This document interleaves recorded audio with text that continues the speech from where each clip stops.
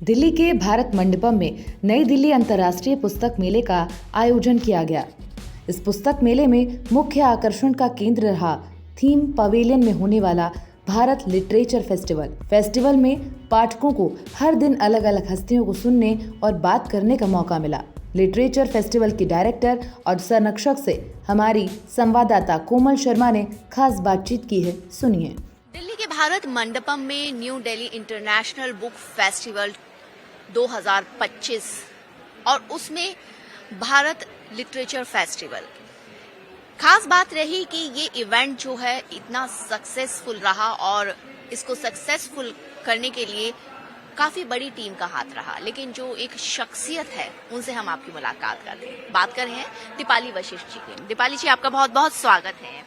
Thank you so much Komal ji. सबसे पहले तो बात कि बुक फेयर हर साल होता है और दिन पे दिन इसकी हालांकि डिजिटल युग है, लेकिन इसकी जिस तरीके से प्रसिद्धि बढ़ती जा रही है और आखिरी दिन भी देखा किस तरीके से कितना फुटफॉल रहा, एकदम कितनी मेहनत रहती है एक किताबों के महासमुद्र को एक जगह लाने के लिए। देखिए, किताबों का महासमुद्र तो ये है ही, लेकिन जो यंगर जनरेशन है अब उसको न केवल किताबें पढ़नी पसंद है, किताबें सुननी भी बहुत पसंद है। तो जो ये लिटरेचर फेस्टिवल है ये एक ऐसा मंच है जहाँ पर अच्छी किताबें और अच्छे वक्ताओं को अच्छे श्रोताओं के सामने सुनाया जाता है। सो ये जो भारत लिटरेचर फेस्टिवल है इसने सबसे अच्छे, जो इस समय हमें लगा कि यंगर जनरेशन को कहीं ना कहीं प्रेरणा देने वाले जो वक्ता हैं उनको हम लेकर के आए और युवाओं को कोशिश की कि जोड़ें ताकि उनके अंदर पॉजिटिविटी आए और वो न केवल रील्स पर डिपेंडेंट रहें बल्कि लाइव अपने चहेते ऑथर्स को, सेलिब्रिटीज को सुने और उनसे सीखें, उनसे प्रेरणा लें। हमने देखा काफी सारे सेलिब्रिटीज जो है लिटरेचर फेस्टिवल में भी दिखाई दिए। कैलाश खेर दिखाई दिए, पंकज त्रिपाठी, पुष्पेश पंत और आचार्य प्रशांत, काफी लोग आए। मकसद जिस तरीके से रहता है लिटरेचर फेस्टिवल का इन हस्तियों से रूबरू कराने का, तो कितना उत्साह जो है वो लोगों में रहा इनको सुनने के बाद? डेफिनेटली उत्साह तो बहुत ज़्यादा था और लगातार भारत एक्सप्रेस और भारत लिटरेचर फेस्टिवल ने जिस तरह से संयोजन किया है और हमारी जो ये स्टॉल थी इस पर लगातार क्वेरीज आती रहीं। उत्साहित युवा पूछते रहे कौन सा सेशन कब है। 5 तारीख को जब new Delhi world book fair एक दिन के लिए बंद हुआ तो उसके बाद लगातार क्वेरीज थी। और लेकिन इससे सबसे अच्छी चीज़ ये पता चलती है कि युवा अच्छी चीज़ें सुनने के लिए they are open, they are welcoming new thoughts, fresh thoughts that can really inspire their life. सबसे एक बहुत विशेष चीज है, जैसे हम लोग कहते हैं कि युवा पथ भ्रमित है, युवा अपना भला नहीं सोच पा रहा है, लेकिन यहाँ पर कुछ ऐसे लोग आए जिन्होंने अपनी लाइफ जहाँ से स्टार्ट की और जहाँ वो आज पहुंचे हैं, उन्होंने अपनी लाइफ को, अपने एग्जाम्पल को खुद अपनी बातों से सबके सामने दिखाया, जो डेफिनेटली प्रेरणादायक है। और मुझे लगता है कि युवा किसी भी युवा को, हम भी जिस एज में युवा रहे थे, हमें लगता है अगर हम प्रत्यक्ष किसी चीज को देखते हैं, प्रत्यक्षम किम प्रमाणम, तो अगर हम प्रत्यक्ष किसी चीज को देखते हैं तो फिर उसका मजा ही कुछ और होता है। बिल्कुल, मंच से बिल्कुल लाइव ऐसे लोगों को सुनना वो बात अलग होती है, वो एक्सपीरियंस और अनुभव, और लोग काफी तादाद में उनको सुनने के लिए उस मंच तक ठहरे। लेकिन जिस मंच में, जिस पवेलियन में ये भारत लिटरेचर फेस्टिवल किया गया ऑर्गेनाइज, उस पवेलियन की भी मैं बात करूंगी। भारत संविधान के 75 वर्ष का जश्न मना रहा है, तो ये थीम जो है कितना खास रहा, लोगों ने कितना अप्रिशिएट किया? इस थीम को विशेष रूप से बहुत ज्यादा अप्रिशिएट किया गया।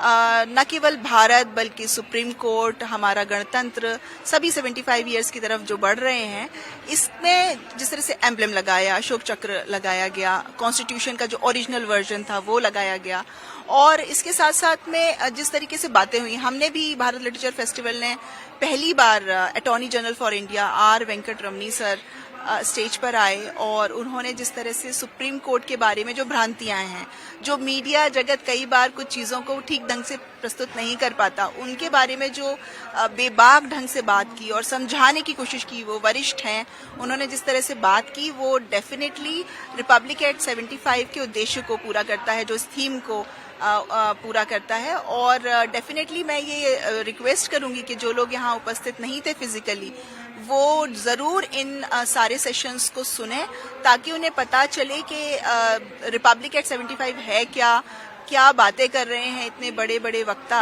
और डेफिनेटली एक चीज जरूर है, ये जितने भी बड़े लोग आए, ये जितने भी 14 इतने बड़े लोग आए, इनके अंदर जो डिविनिटी है, इनके अंदर जो देवत्व है, उसी की वजह से ये लोग हमें इंस्पायर कर पाते हैं। बिल्कुल, और आपने मंच भी बखूबी संभाला उनके साथ, उनमें से कईयों के साथ, लेकिन आप खुद भी ऑथर हैं, आपकी बुक भी लॉन्च हुई है। मैं चाहूंगी कि हम दर्शकों को ये दिखाए, the art of rules 151 shlokas. तो क्या खासियत इस संस्कृत, हिंदी और इंग्लिश, बहुत आसान काम भी नहीं रहा होगा सिलेक्शन करना? It took almost 2 years to find out such shlokas. ऐसे श्लोक हैं ये जो गूगल पे आपको नहीं मिलेंगे। सिर्फ एक श्लोक ऐसा है जो हमने सुना होगा कहीं ना कहीं, और वो श्लोक है यत्र नार्यस्तु पूजन्ते रमन्ते तत्र देवता। अब ये श्लोक मैंने इस किताब में डाला है, इसका एक कारण भी बता देती हूँ। मनुस्मृति को हम जानते हैं आजकल हर जगह क्रिटिसाइज किया जाता है, बहुत सारी ऐसी बातें बोली जाती हैं, लेकिन बहुत कम लोगों को ये पता है कि ये जो श्लोक है यत्र नार्यस्तु पूजन्ते, ये मनुस्मृति से ही लिया गया है। और मनुस्मृति के बारे में जो भ्रांतियां फैली हुई थी, उनको हटाने के लिए मैंने इस पुस्तक में बहुत सारे मनुस्मृति के श्लोक डाले हैं, ताकि लोगों को पता चले कि जो वर्ण व्यवस्था को लेकर के मनुस्मृति को किया जाता है, एक्चुअली मनुस्मृति में था ही नहीं। ये तो बाद में जब अपभ्रंश होता रहा और ये चीजें इनकॉर्पोरेट समय के साथ, जो कहते हैं श्रुति और स्मृति 2 चीजें होती हैं, तो वो इनकॉर्पोरेट हुई हैं। तो इस बुक के अंदर वो सारे श्लोक हैं जो डिप्लोमेसी के लिए, डिप्लोमेसी को कहीं ना कहीं हेल्प करने के लिए रेडीमेड प्रिंसिपल्स हैं। और ये मैं कहूँगी देश के नेतृत्व के लिए, जो हमारे लीडर्स हैं, जो हमारे बड़े बड़े बिजनेसमैन हैं, बड़े बड़े मीडिया हाउसेस चला रहे हैं या बिजनेस हाउसेस चला रहे हैं, उनके लिए भी कहीं ना कहीं जब प्रॉब्लम्स आती होंगी लाइफ में, तो वो सोल्यूशन के लिए कहीं कुछ ढूंढते होंगे, तो उस चीज के लिए इसमें बहुत सारे रेडीमेड श्लोक हैं जो उनको इमीडिएटली गाइड कर सकते हैं कि अब अगर ऐसी सिचुएशन है तो अब इसका सोल्यूशन कहाँ मिलेगा। जैसे इसमें एक और श्लोक बहुत सुंदर है कि वॉर यानी युद्ध अंतिम विकल्प है।